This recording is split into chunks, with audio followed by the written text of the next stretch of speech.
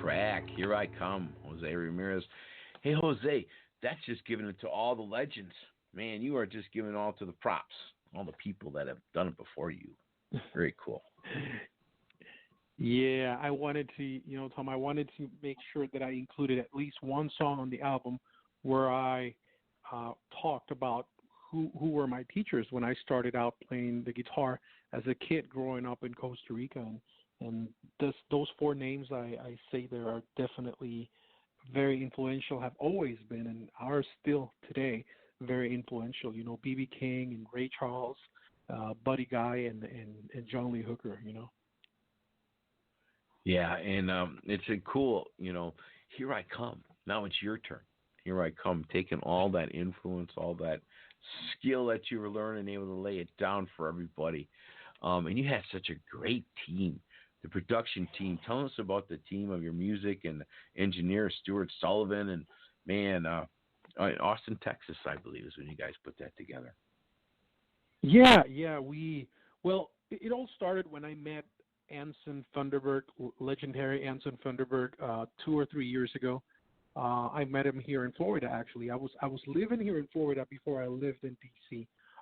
And Anson was touring through with Mark Hummel and Little Charlie, and I went to see their show here in Bradenton, Florida, and I met them and I introduced myself. I told them I was a guitar player from Costa Rica, and they actually called me up on stage, and I wound up playing a few songs with Anson and Little Charlie and Mark Hummel. That was really an experience that I'll never forget. It all started that night. Anson's friendship and mine, we started talking and became friends and started chatting. And when I noticed that he was producing more and more often, when I was ready, I finally sent him an email and I said, "Hey, Anson, I'm thinking of releasing my material for the first time, my debut album, and who better than you to kind of help me translate all those original thoughts and original ideas into an album?" And he said, "Yeah, man, I would love to be your producer. I really love what you're doing lately. So let's get together. Let's talk about it." He put together a great team. This is Anson's top-notch team that he uses when he produces albums for other people. And he chose the great Jim Pugh on the keyboards and piano. Jim Pugh had a long career with the Robert Cray Band, also played with Etta James, played with B.B. King. Anson had also on the drums, he had Wes Starr, who's been Mark Hummel's drummer for a long time and used to play with Anson and the Rockets and Sam Meyer. And we also had on the bass Nate Rowe, which is a very, very well experienced and very seasoned bass player in Austin. He's played with many musicians down there and done a lot of session work. And kind of the icing on the cake was having the Texas horns on the album. Yes. Kaz, John, and Al. So Anson really put together an all-star team, and it was so easy to just come to Stuart Sullivan's studio, Wire Recording Studios in Austin, Texas, and it just happened very naturally. We just got in there, and they really understood my ideas, and Anson kind of helped me shape those at the same time. So it was really a unique time,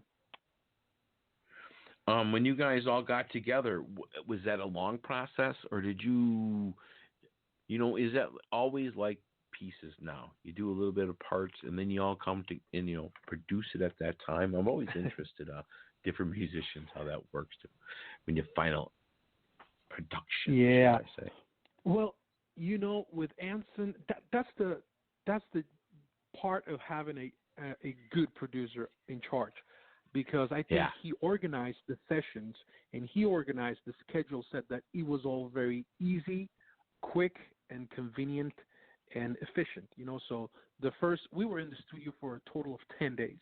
The first 3 or 4 days were just about laying down the basics and the tracks for, let's say, drums, keyboards, bass, and bass player. Once the basic tracks were laid down, then we let those 3 guys go after 3 or 4 days, and then we only had to add my guitar, my vocals, the horns section, and at the very, very end, I wanted to maybe redo a couple of my guitar solos.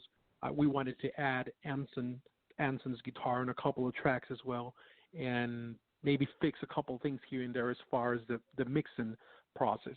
But I think that's where a good producer comes and makes a difference. You know, he organized everything so well that we were able to come out of the studio with a full album after 10 days. Well, that is one thing that I think about talking to, learning from the artists. Yes, the people put it together for you guys. It's such a team with the music. You guys lay it down, but there's also some of the production areas, and you can always hear that, and that's really cool.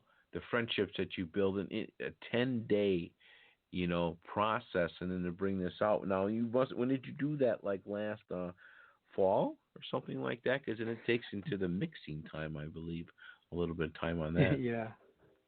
We recorded the album mid-December of 2019. So we recorded, it was 10 days down there, and then the mixing, we did it at the same time. The mixing was part of those 10 days. So that's why I'm telling you, it's like, I think it was very efficient. In 10 days, we recorded the whole thing and we mixed the whole thing. Gotcha. You know what? That's kind of like production on gasoline and matches, hey? Getting that baby fired up. Tell us a little bit about that jam. We're going to get that rolling right now, gasoline and matches, before we play that. Yeah. How about that? Yeah. That sounds great. Here we go. Right now, gasoline and matches.